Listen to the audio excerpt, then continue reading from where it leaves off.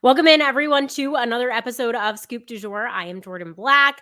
It is finally maybe almost summer. I'm waiting for it to feel like summer, not weather-wise, but just kind of chill-wise. It's been really busy, but good busy. We are trying to get some amazing guests and succeeding in that. So excited to share a number of them with you. We had Ashley Shamady last week on the show. Hope you all enjoyed that one as much as I did.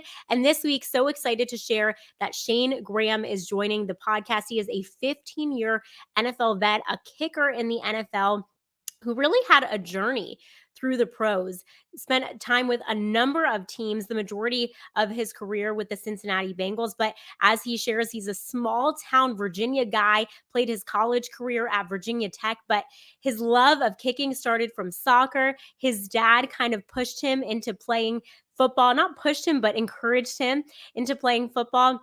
And he shares a really beautiful story about his dad that I want you all to listen to. Kind of comes toward the end of the podcast, but it is such a beautiful story about family, about faith, and a really great story about the Falcons organization. So many great nuggets in this one. So Shayne is leading the next generation as his company helps the next generation of specialists. So lots of great nuggets in this one. He's a Virginia Tech alum. So we talked a little bit about the ACC as well. If you like this episode and others, please do not forget to rate, subscribe, like, review, all the things wherever you get your podcast and on YouTube. But without further ado, let's get into the episode with Shayne Graham.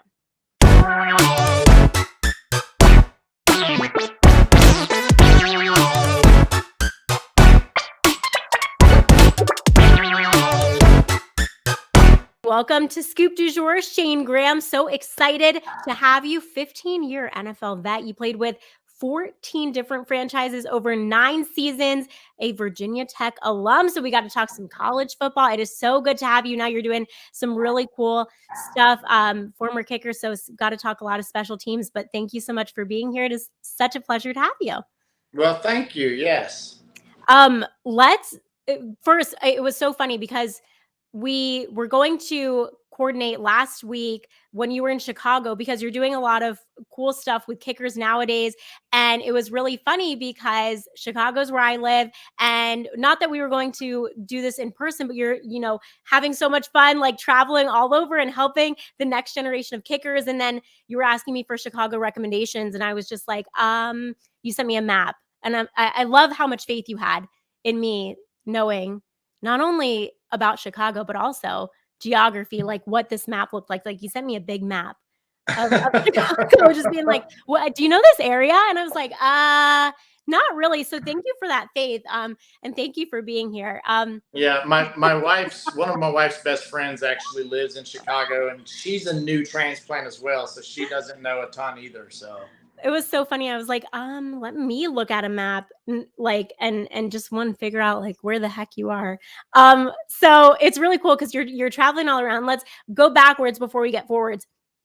I think what's always so interesting, a lot of conversations I have with folks now about the game of football is like, oh, well, I'll put my kids in football, but if they're a kicker, right? Because it seems like the safe way. So tell me, when you were little, how did you get into football? And was that like the position that your parents wanted you to play because it was deemed safest? you know, kind of not really, I guess. I guess my dad somewhat when I was younger had a little bit of the foresight to realize that banging your heads together when you're a little kid probably wasn't that good for you. So, we played soccer, but really before they even put us in soccer, my sister and I both were just always kicking things, if not each other. And I think I just had a propensity for kicking a ball and kicking a soccer ball against the back of the house for hours. I mean, there was no video games, there was no internet, just kicking a ball, chasing it, reacting to it. And my sister and I both ended up playing soccer at a pretty high level. I played at a very high level before I got to football or focused on football. But it was just one day. I was like 10 years old. My dad brought this weird brown pointed football home and said, "Do you want to try and kick this and see what we can do?" Maybe he had this vision.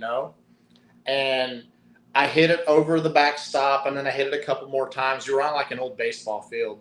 And then finally it hits the top of the backstop because we backed up a little bit. And you know how those old backstops, like some of those like old chain link fences have the like metal prongs that like stick up on top that kind of Yeah, twist yeah, yeah. around?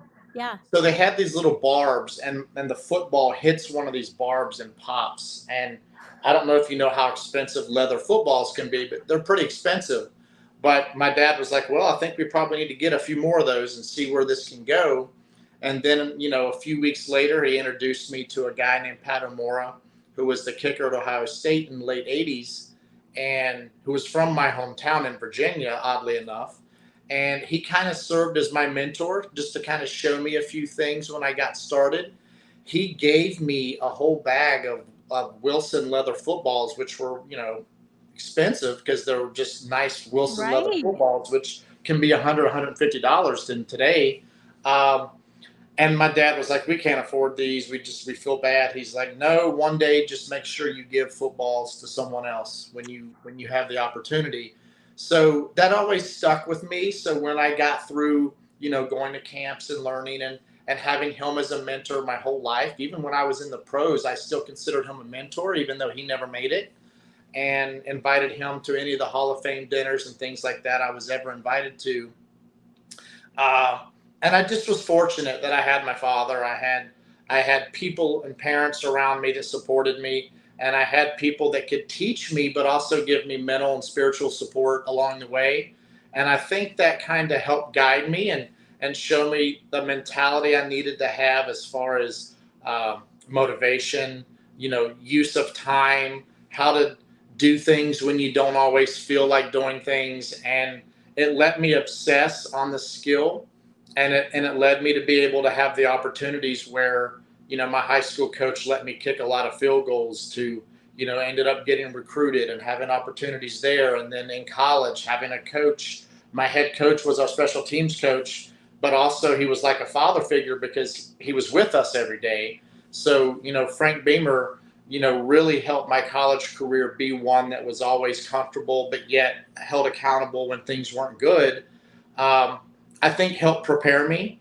And then I think having a few coaches in the beginning of my NFL career that were kind of hard on me probably thickened my skin a little bit and made things work to where that transition from soccer to kicking this weird brown football kind of pulled this weird, transition into, one year, I think I have the record for the most tackles for a kicker in a season with Yeah. 11 tackles.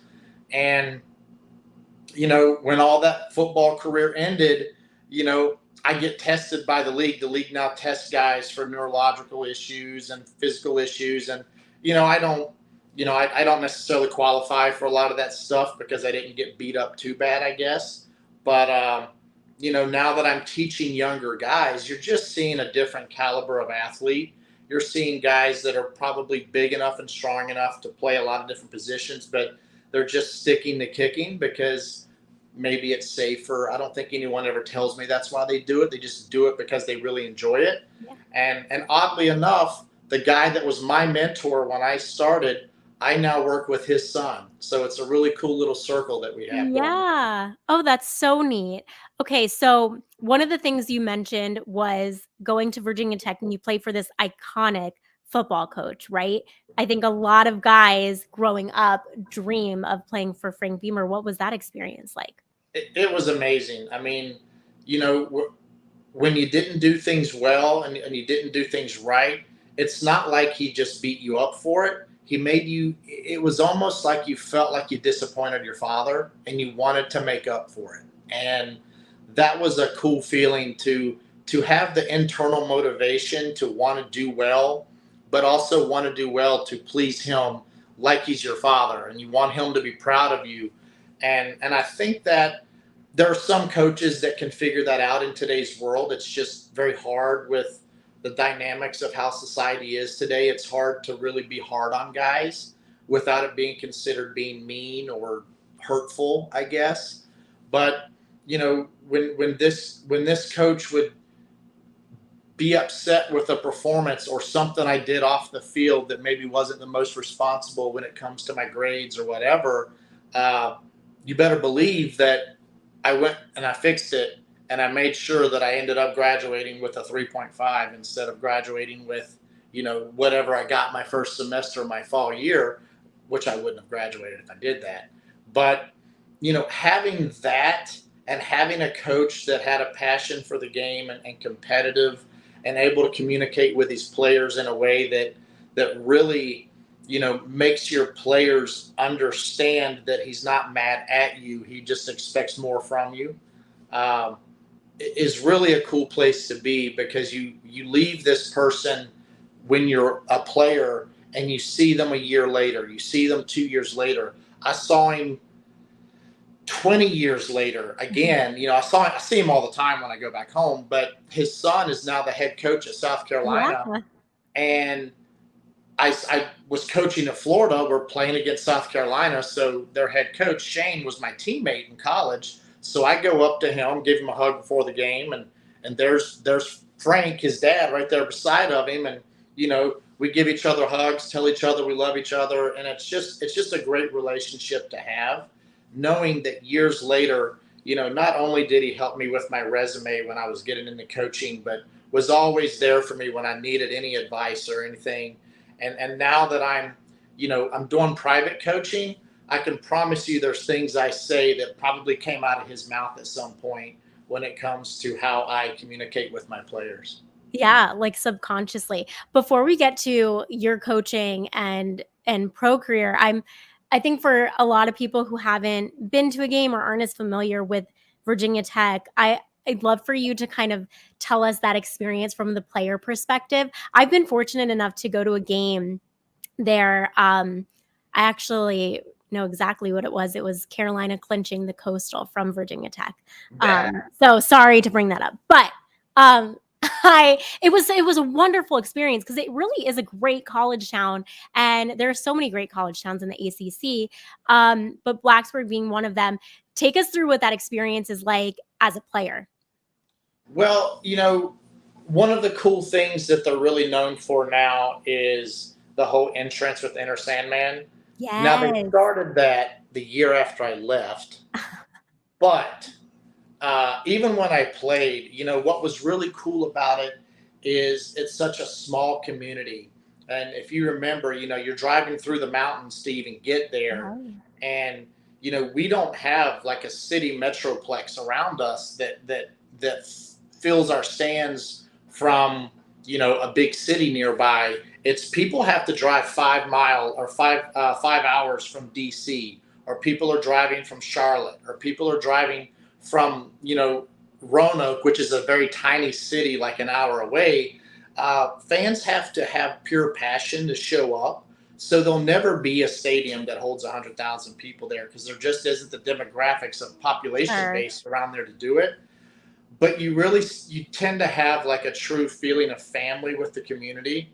And I remember, even when they had the shooting in 2007, and I was playing for Cincinnati. Uh, the local alumni chapter in Cincinnati for Virginia Tech alumni asked me to speak at like the service. Ooh. And it was weird that I felt like, why would they ask me? But yet it was because they felt like I was somewhat an ambassador Connected. to the community, because I was known through my days at Virginia Tech. And I took that as an honor, and I did it, and I was very comfortable. I got emotional because it affected me, because I walked the halls that this happened in, Yeah. and it very easily could have been when I was there, and that feeling of hurt and pain you felt like it was your own classmates, even though it was 7, 8 years later. You just have that tie and you have that pride. And anytime I see someone with Hokie gear on in an airport or anywhere, um, I'll give a let's go and they'll yell back Hokies or something, like there's always a little bit of a connection. Or I'll gobble to them and they'll gobble back. Mhm. You don't want to, I'm not going to do it on camera, so don't Okay. ask. But, it's funny because I grew up a UNC fan, and Oh. I grew up a UNC basketball fan because of Michael Jourdan. And then when I was being recruited, UNC actually came after me really hard when Mac Brown was there. Mm. And I was very tempted to go there, but my ultimate decision came down to Frank Beamer being the head coach, being the special teams coach. The fact that he called my holder from high school and said, "Hey, if Shayne comes here, you can hold for him," because he was going to go there to be an engineer either way. Very cool. So that was a big factor. But also, I wanted to go somewhere where football was the thing Yeah, that was what the school had for its sports. sure. And I have zero regrets, and I'm sure if I went to UNC, everything would have been fine because they were good back in those days, on a national contender Sure. level.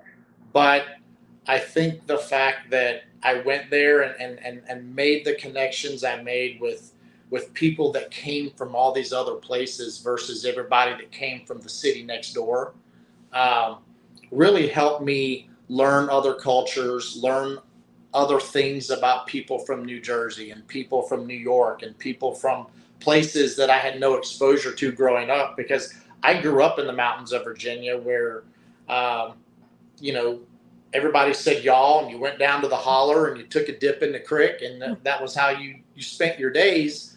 But, you know, meeting all these people that thought it was weird that my voice sounded this way when I had this really strong draw in my accent.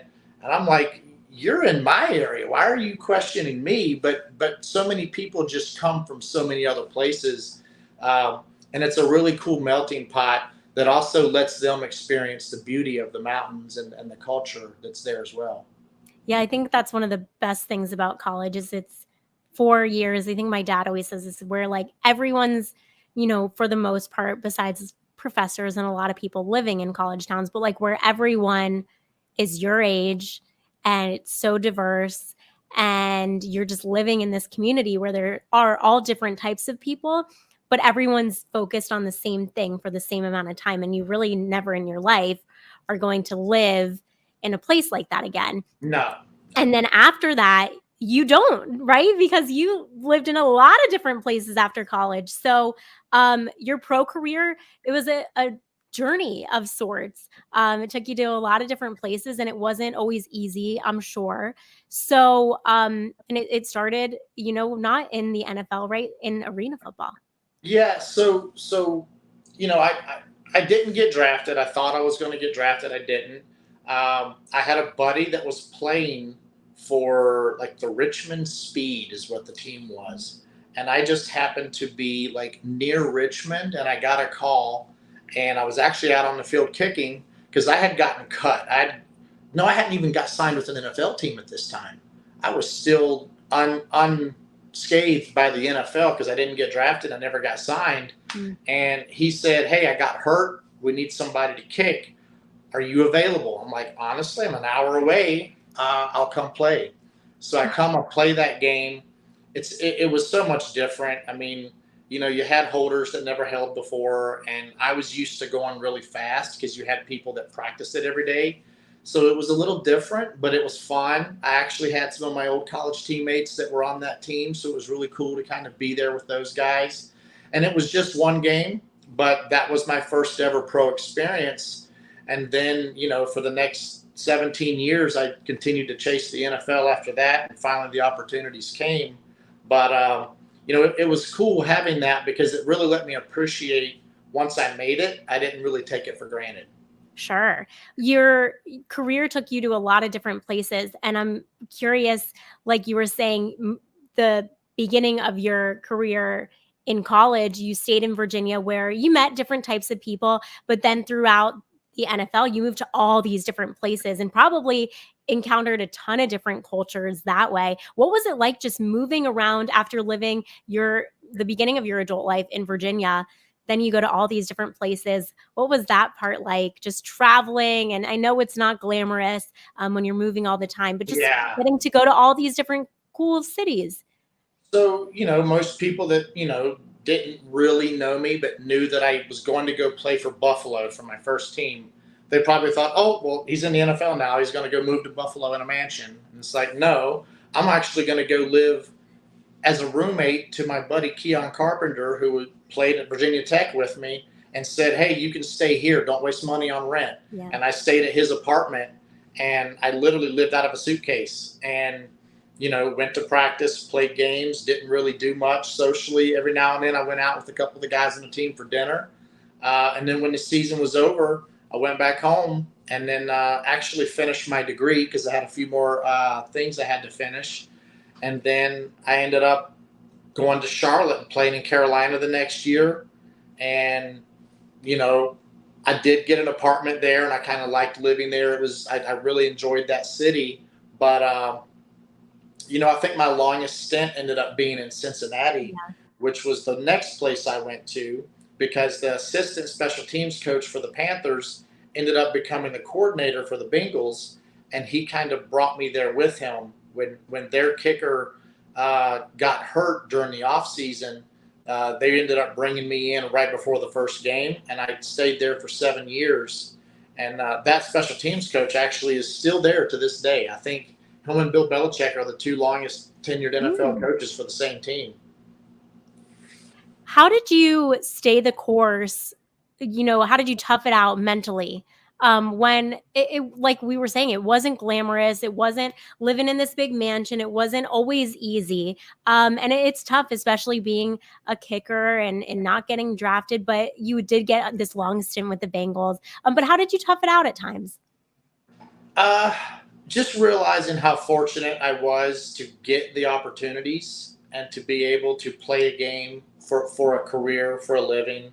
Um, and knowing that, there were people that when you're driving to work in the morning and you see, traffic slows down because of construction, there's people that are doing that construction and they probably don't like that job and they're in the heat and they're in the blacktop and the sun's beating down on them. So you just kind of see the perspective of how to appreciate what you have. So when you have a bad day and maybe the fans aren't happy with you because you didn't do your best, you learn not to feel sorry for yourself because you realize you still are very blessed to have the opportunity you have. And I think, even when you don't do well, if that's the reason that things are rough, you just learn to deal with it because, I mean, life doesn't always go your way. And then sometimes when you are doing well, things won't go your way and you have to deal with your team losing or your contract's up and the team can't afford to keep you on your roster or whatever the reasons are, and you end up with a new team. You just realize, you know what? There's a lot of people that lost their job yesterday that can't just get called by somebody else, and they're able to afford to pick up and move. So you learn not to take it for granted, and you learn to make the best of it. And I think I did a good job of that because even when I got out of the NFL, because I was kind of tired of living out of suitcases and living out of long-term hotels or short-term rentals, uh, I only stayed a year or two at every place I coached because either the head coach would retire or get fired, and then a new staff would come in and they kind of recycle and clean house. So there you go, somewhere new each time. So I kind of treated that the same way. Like, all right, my wife and I are trying to settle down and kind of get things settled. Let's just live in Michigan where her family's based, and we'll just kind of start a life here and I'll start my own business where I can coach as many players as I can and maybe have as much outreach as I can, but just not have to move every 2 years. Yeah. It's certainly a hard part that I think in especially doing this show and as a reporter, we learn people on the outside looking in don't see that, right? And I think one thing that I'm curious about too is from a kicker's perspective, you can either be the most loved and celebrated guy on the field or the most hated, right? Or Yeah. most right one under pressure. Um to say it more kindly. How did you kind of tune out the noise at times too? And I'm sure you were on the cusp of this social media um, movement when you were in the league and then in coaching too. How do you continue to tune out the noise now on the other side of it? But how did you, especially when you were playing? There's a saying that I was told a long time ago. If you don't pay my bills, your opinion doesn't matter. And I just always felt like, yeah, I could let my ego and my pride be hurt sometimes, but part of the mentality that I had when kicking a football was I never tried to outdo what I was capable of doing.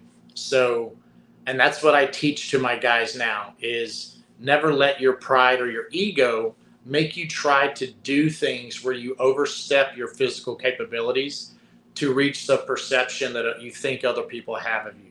So if you can't kick a 70 yarder, don't go try to kick 70 yarders. Just do what you can do. And when you stay on the train tracks that you've set for yourself, then that's the safest path and the most consistent path.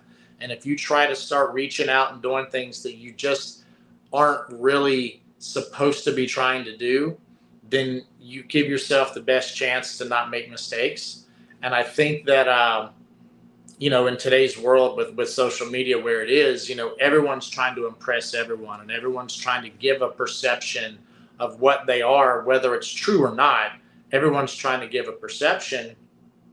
And I think I got caught up in that to a degree with certain things, with thinking I had to have, really nice cars and nice things that, I don't think really made me who I was. But, you outgrow that and then you start to realize the things that are really more important. And that's relationships with people. And I think that, when you care about your players, I've got players that when we get off the phone with each other, we tell each other we love each other. I've got coaches that I do the same thing with. I've got teammates that I do the same thing with. And early in my career and early in my, I probably wouldn't have felt comfortable doing that. But now I understand and I realize like I cherish these people and I want them to know that I cherish them and care about them. So I'm not ashamed of like expressing that to them. And if for some reason they're uncomfortable and they say, yeah, me too, that's fine. I don't care because I let them know how I feel and that's what matters. And, you know, when you're in a pressure situation and you're performing a task that so many people can have an opinion on the outcome of that task, the only thing that matters is what process leads up to that to the result. And the task that you're doing is simply a series of steps in a process. And if you don't focus on each one of those steps and those little details and you start thinking about the result before it happens, then you let in thoughts of fear and apprehension and trepidation and everything, hesitation, just the things that we all do when we are up high on looking out the window of an airplane or a hot air balloon, which I've never done, but I'm just assuming I probably wouldn't like that. But, anything that we're afraid of, falling from high spots or, you know, some people with spiders or snakes or whatever, we're not afraid of that actual animal. We're afraid of us getting bit by that animal. So if we just follow the process of, hey, there's a snake, let me avoid it, then you're probably better off than like freezing up, right?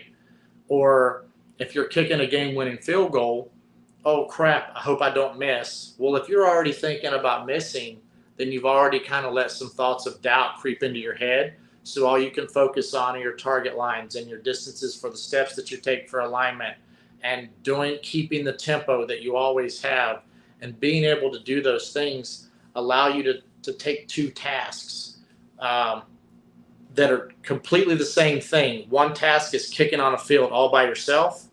The other task is game winner in front of 70,000 people and a million TV viewers. Mm-hmm. And how do you keep them the same thing?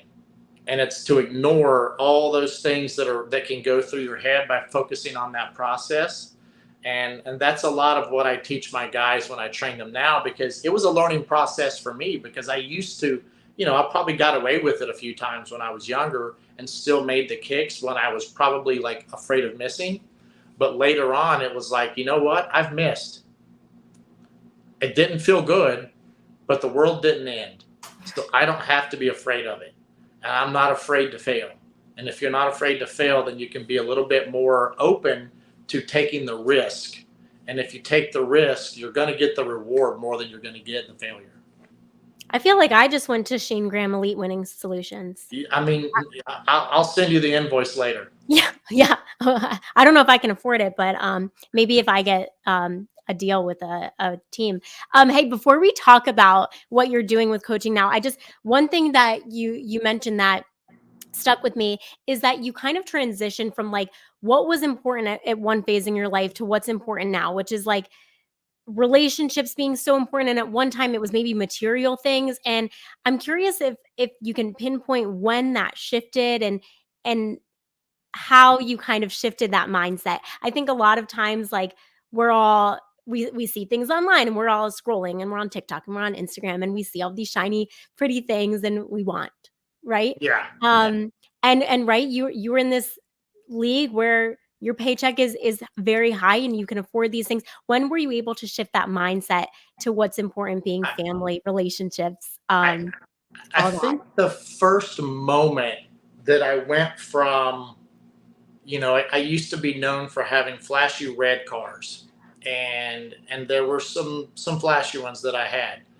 but I did a lot of charity work in Cincinnati, and I remember pulling into the parking lot of this event I was doing at the Free Store Food Bank in Cincinnati, and I was on the board of directors for this foundational charity, and I had this really nice red sports car, and I pull in. You can hear it coming a mile away because it was loud and whatever.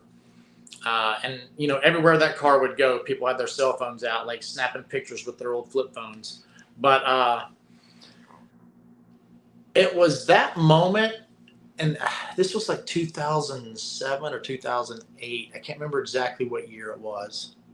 Um, I pulled in the parking lot and I got out of my car, and then I just saw everybody walking that didn't even have cars.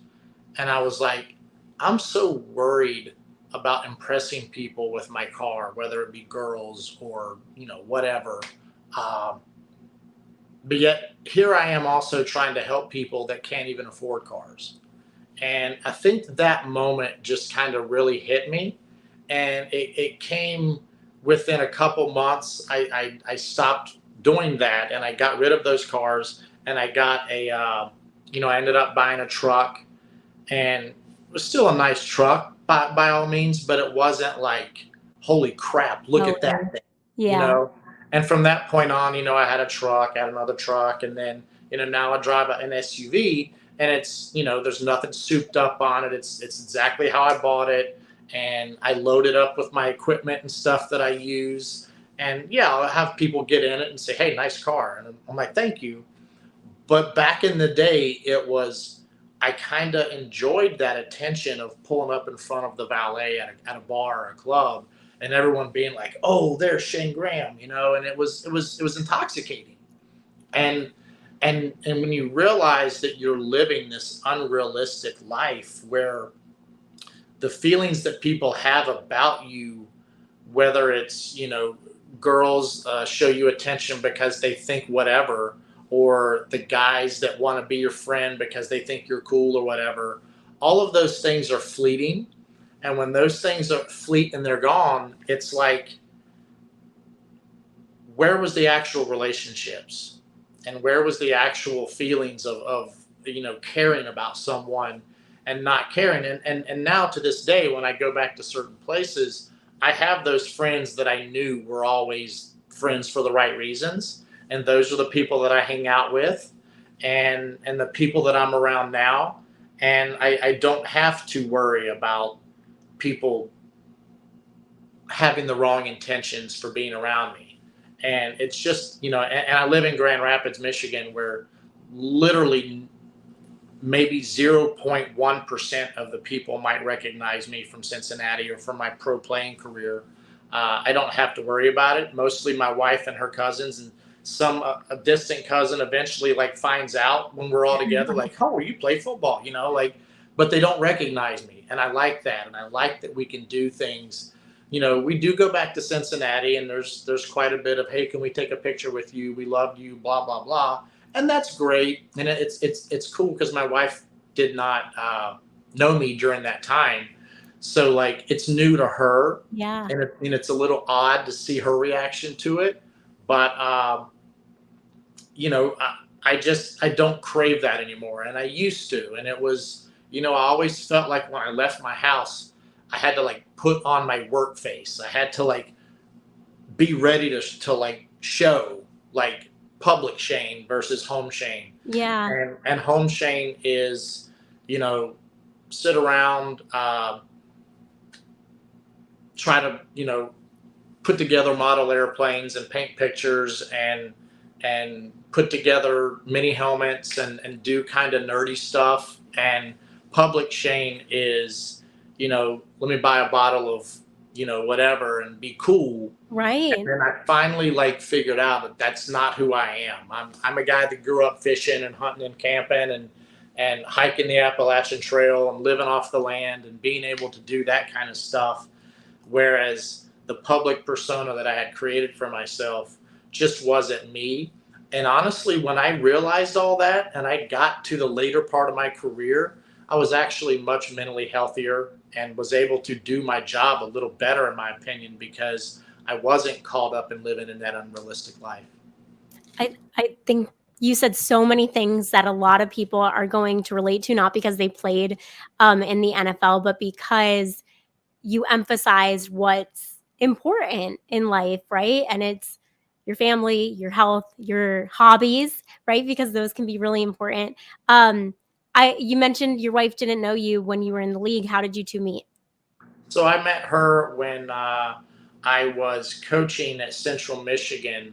I was kind of newly single. I had moved there, didn't know anyone, and it's a small college town, and it's a college town, a small college town, kind of in the middle of nowhere, Michigan. So I met her in Grand Rapids, and we just kind of dated for a while, and I probably tried to screw it up for a year or two or so before I kind of realized like what I had in front of me. And when I ended up going to Michigan State and coaching, I ended up being closer to her. So we kind of our courting process actually sped up and amped up a little bit. And then by the time I moved to Florida to coach at University of Florida, um, she came to visit me when it was like the fall or the spring before spring ball of 2020 season, and then COVID locks everything down, so she couldn't Mm, fly back home. She was only going to come for 2 weeks, and I'm like, oh great, oh great. So she's got to live with me for this whole time, and we had a blast. I mean, we just that'll test it. between watching documentaries together, long conversations. Her reading me emails that her and her mother would write to each other when her mother had ALS and couldn't talk anymore, and her mother's passed away. Like reading me like those old emails of her mom being concerned about her, college life and how she's living her life and things like that. The typical things that I heard from my parents. Her Right. mom couldn't say those to her, so she's reading these out loud. Um, you know, Putting a gas fire pit out in the parking lot of our apartment building and setting up chairs around it, and other people that I worked with would come out and hang out with us because we were sitting outside and we weren't worried about whatever. Right. And this is But all in Gainesville. and this was in Gainesville, yeah. So she ended up spending a month or so, maybe even more there, and we just got along so well that I was like, you know what? I think this is the one. Oh, So I went and arranged, got a ring and everything. So when I ended up having my break to be able to go back to Michigan to visit with her and her family, that was when I proposed to her and all that. So then she ended up moving the next year. She moved in with me when we got married and stayed down there with me. And then we picked out a house in Michigan while I was still coaching in Florida. And then that was part of the process of realizing, hey, I don't think I need coaching anymore. Let's just stay in Michigan. okay. So then once you left traditional coaching, if you will, you decided to kind of take it out on your own. And now you're doing private coaching, the next generation of kickers, specialists. Walk us through what you're doing now, why it's a passion of yours, why it's important to you. So the industry has really blown up since I kind of came through my high school and college days. There's a lot of guys that are around my age that didn't make it in the NFL that started businesses that have become very successful businesses. I wanted to do something different. I didn't want it to be the same business model. I didn't want it to be like a very like conveyor belt. Go through the system, learn these basic things, and then maybe see you next camp type thing, or let's go get you charted and ranked and rated and all that. I Yeah. wanted it to be, I want these guys to learn from all the things I did right, and I want these guys to learn from all the things I did wrong. And I want these guys to learn the things that I studied to help myself and pass it on to them. And, so I actually do mental performance presentations with guys. And I gave you like a little snippet of Yeah, it I was gonna earlier. say, I feel like we got it on the podcast, so you should Yeah. use this as like a presentation for what's to Yeah. come if Right. you sign on to Elite Winning Solutions. It could be a Yes. promo. Yes. But, and then I also do, situational awareness, things that could possibly happen in games and how to Mhm. manage yourself on the sideline, how to manage situations that I learned in my 15 years of playing in the NFL. I ended up being on 10 teams during those 15 years. And for some of them, it was long periods. For some of it was a couple games because I filled in for an injury, and then that injury got healthy. So then I'm back home Right. again. Um, but you learn a lot of things in that. Not only do you learn uh, the game stuff, but you learn how to handle the things that you do and how to be prepared for your next opportunity and how to handle when the opportunity is over. And all of those things, nobody else out here went through that. And nobody else can teach that. They can maybe teach a couple of the, put your shoulder here, put your knee here, foot here, blah, blah, blah.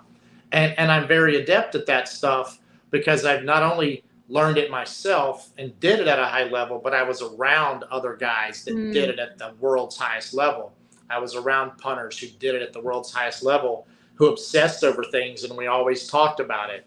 And I was around so many special teams coaches that knew the game of football so well that I was taught by so many different perspectives that when I can teach a guy how to be ready for a certain situation that they may never ever see, but I promise you, when they see it, they'll be prepared and they're going to say, Coach Graham showed me that, and I knew to be ready for that. And and that's kind of where I want to be with this, so that it's more of like a boutique style, very intensive training type thing. I mean, we have guys that come to our house and stay here, and I'll cook them dinner, and they can ask me questions all day long, and I answer, and I love it because I just get to talk about football. My wife may not love the football talk as much, but it's funny because she can actually probably regurgitate so much of what Oh I say yeah. because she hears so much of it. Um, she heard me giving a Zoom the other day to someone, and she heard something that I said, and he didn't know the answer to a question I had asked. And when I got off the Zoom, she was like, "I wanted to answer so bad because I knew it. I knew the answer." But we enjoy it because it gives us a chance to really get to know the clients. And we go out on the field. I take them in the weight room in the basement. We do mental performance. We do film review. I've got a bunch of high tech cameras that I'll film them with. And we really get to go over very fine details. And I prescribe drills and things to fix them. And then we go over how to keep your mindset for when you have to apply it when it matters. Yeah, I mean, and you talked about how much the mental part is critical, I imagine, especially for specialists, especially through like the trajectory that you had. Um, One of the things that I'm curious about, which I think is a fun question I've asked a lot of guys who have played any sport, but is there a particular game that you have a really fond memory of, whether it was in college or in the NFL? College is West Virginia. My Oh, 2019. at West Virginia, or was it in Virginia Tech? At Virginia Tech. I was at Virginia Tech against West Virginia. Okay. It was my first real like game winner in college, and it had big ramifications because it was the only game that we really came close in, and we went undefeated that year. We played for a national championship, but that was the one game we almost lost, and I kicked a game winner on the last play. So that one really has, big memories for me. And then NFL, I had several game winners. I missed a few game winners. I made more than I missed, but the game winners don't stand out as much as the first field goal I kicked in 2015. I was not on a team that year, and my father had gotten ill and was in the hospital, and that in the hospital turned into hospice. And I was able to be with him during all that time, and I normally would not have been because I would have been playing. And while I was there, he would always tell me, he's like, "Well, when are you going to go kick? I know you need." And I'm like, "Dad, I want to stay with." He's like, "No, you're going to go kick because that's what you do, and you're going to be ready when you get your chance." And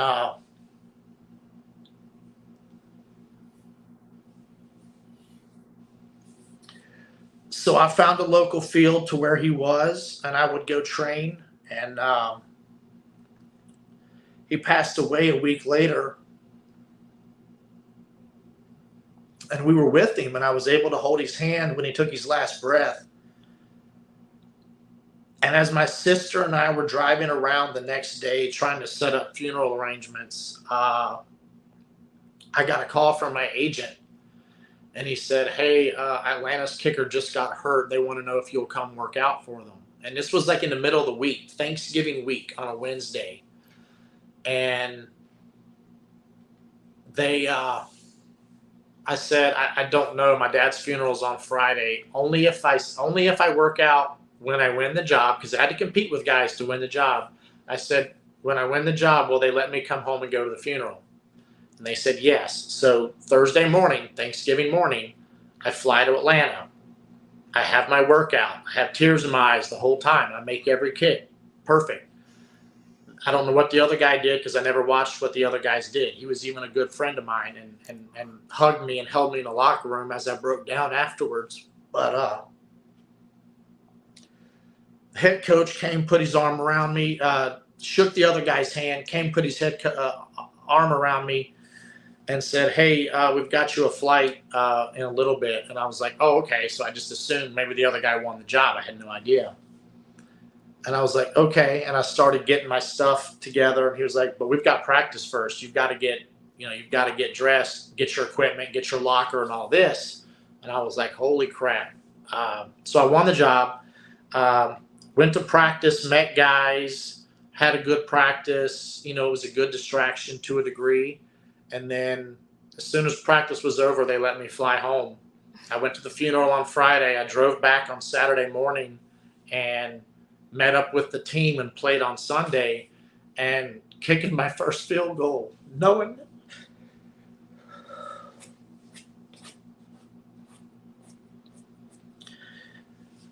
it was the only one my father hadn't seen me kick before on TV. So that one really meant a lot to me. And I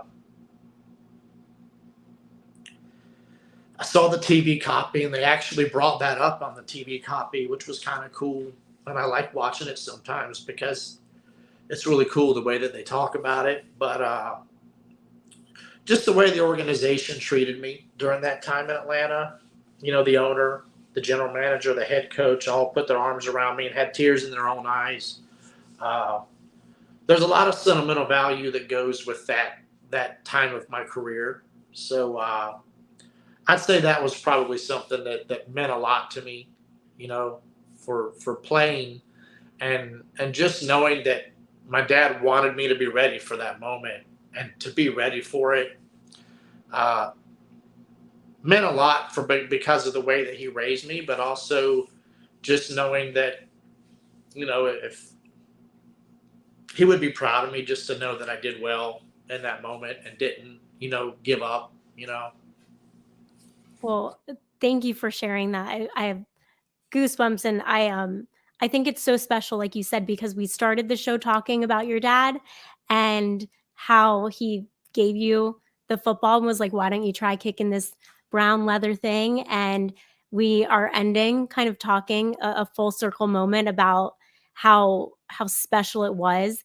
that he was with you in that moment. And I just so appreciate you sharing that, because I can tell how much he meant to you, but also how much he meant to your game and how much the game still means to you. So it's just really, I feel really honored that you shared that. And it just is a really really neat story about just who you are and this game. So Shayne, thank you for your time for this.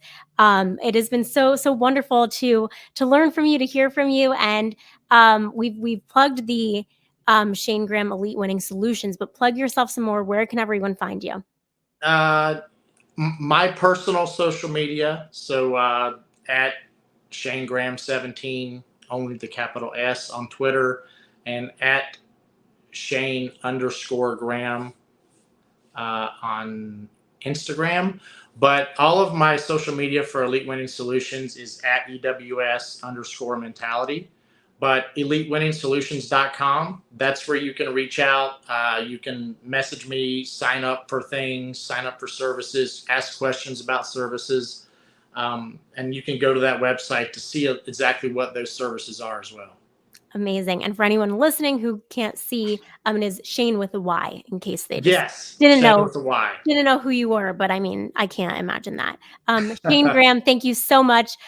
Much appreciated, and can't wait to do this again soon. Thank you. Thank you. Thank you very much.